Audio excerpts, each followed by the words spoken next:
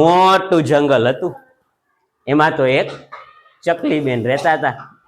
એક દિવસ તો ચકલીબેન સવારના પોરમાં ઉડતા જાય અને બધાને ઉઠાડતા જાય ને બોલતા જાય કે જાગો જાગો જાગો જાગો જાગો જાગો. સૌથી પહેલા તો સિંહભાઈ ઉઠ્યા કે આ કોણ સવારના પોરમાં ઉઠાડે છે? કે આ તો ચકલી છે. કે ચકલી ઉભી રે. પણ ચકલીબેન તો ઉભી રે નહીં. ચકલી તો ઉઠતી જાય અને બોલતી જાય કે જાગો જાગો જાગો જાગો જાગો જાગો. ત્યાં તો વાઘભાઈ ઉઠ્યા. એ ચકલી ઉભી રે ઉભી રે ઉભી રે. કે પણ ચકલીબેન ઉભી રે નહીં. ચકલીબેન તો ઉઠતા જાય. એમ કરીને જીરાફ ને હાથી ને સિંહ ને બધા પ્રાણીઓ ઉઠી ગયા. પછી પક્ષીઓનો વારો આવ્યો. બધા પક્ષીઓ ઉઠી ગયા.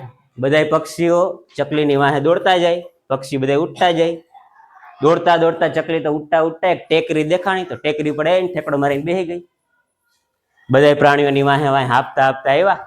સૌથી પહેલા તો વાઘભાઈ પૂછ્યા. એ કે ચકલી કે હું છે કેમ? કે સવારના પોરમાં અમને બધાને ઉઠાડશે. કે હાપતા હાપતા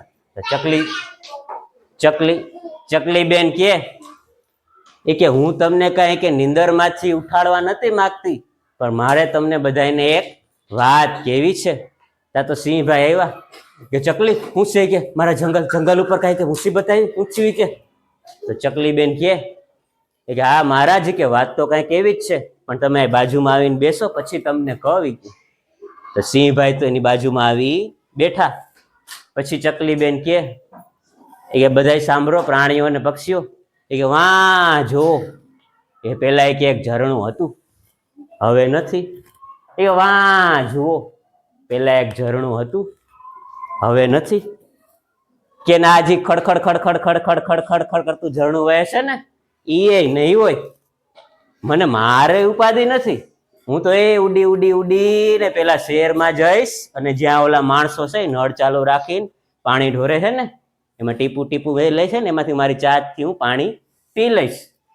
પણ તમારા બધાયનું શું થશે? તો સિંહભાઈ તો વિચારમાં પડી ગયા કે ચકલીબેનની કે વાત તો સાચી છે કે આપણે કરશું હું કાંઈક એના માટે કે વિચારવું જોઈએ. તો સિંહભાઈ મહારાજે તો બધાને પ્રશ્ન પૂછ્યા. સૌથી પહેલા કે હાથીભાઈને પ્રશ્ન પૂછ્યો કે હાથીભાઈ તમે કયો તો કાંઈક. તો હાથીભાઈ તો સૂંઢ ઉલારતા આવ્યા. કરતા આવ્યા મહારાજ મોટું મગજ કે વિચારવાનું મને ના ફાવે કે બીજા કોકને કયો. પછી તો જીરાફભાઈને પૂછ્યું કે જીરાફભાઈ ના ના કે મહારાજ મને નહીં બીજા કોકને કયો. પછી વાઘભાઈ કે વાઘભાઈ તમે કયો. મહારાજ કે મારું તો સેનાપતિ જેવું કામકાજ, વિચારવાનું આપણું કામ નહીં. તમે બીજા કોકને કયો તો ખબર પડે. કોક એક કામ કરો તમે કે કોક પાણીમાં રહેતું હોય ને એવા કોકને પૂછો ને તો એ કે કઈ ખબર પડે. તા તો સામેથી એક હાયલું આવે ધીમે ધીમે ધીમે ધીમે. કાચબો. તો કાચબા ભાઈ તો કે મહારાજ 100 વર્ષનો અનુભવ છે. પેલા એકે જંગલમાં બહુ પાણી હતું હવે નથી. મારાથી આ બધું જોવાતું નથી. તમે એક કામ કરો તળાવ ખોદાવી દો તો એ કે કઈ ખારું થાય. તો સિંહભાઈ તો કીધું હા એ કે લાઈ તળાવ ખોદાવી દે તો કઈ ખારું થાય હોય કે. પણ સિંહભાઈ તો વિચાર કરે તળાવ કે ખોદશું કેમ આપણે. પછી તો ચા તો સામેથી ઓલું આવ્યું ચાલાક શિયાળિયું. મહારાજ કે આપણી પાસે છે તો ખરી કે આપણી પાસે જંગલનું આપણા જેસીબી. મહારાજ કે જંગલનું જેસીબી ઈ કોણ? મહારાજ કે આપણે જંગલનું જેસીબી ગેંડો હાથી ઈ બે તો છે આપણી પાસે.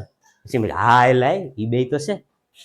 તો મહારાજે તો પાછું હાથીભાઈને કીધું હાથીભાઈ કે મહારાજ એવું કામ આપણને ફાવે કે હું ખોદી નાખીશ મારી સૂંઢથી આમ આમ કરીને તળાવ ખોદી દઈશ. પછી ગેંડાને કીધું ગેંડાભાઈ આ મહારાજ કે ખોદવાનું કામ તો આપણને ફાવશે કે મારા શિંગડાથી કે આમ આમ કરીને કે હું તળાવ ખોદી દઈશ. પછી તો હાથીભાઈ અને ગેંડાભાઈ તળાવ ખોદવાનું ચાલુ કર્યું. એ છીક એ છીક એ છીક કેમ ખોદતા હતા? એ છીક એ છીક એ છેક તળાવ ખોદાઈ ગયું. તળાવ ખોદાઈ ગયું તો શિયાળિયું તો તળાવને જોઈને કે વાહ કેવું સરસ મજાનું કે તળાવ ખોદાઈ ગયું, આમાંય કે પાણી ભરાય તો નાવાની કેવી મજા આવશે કે.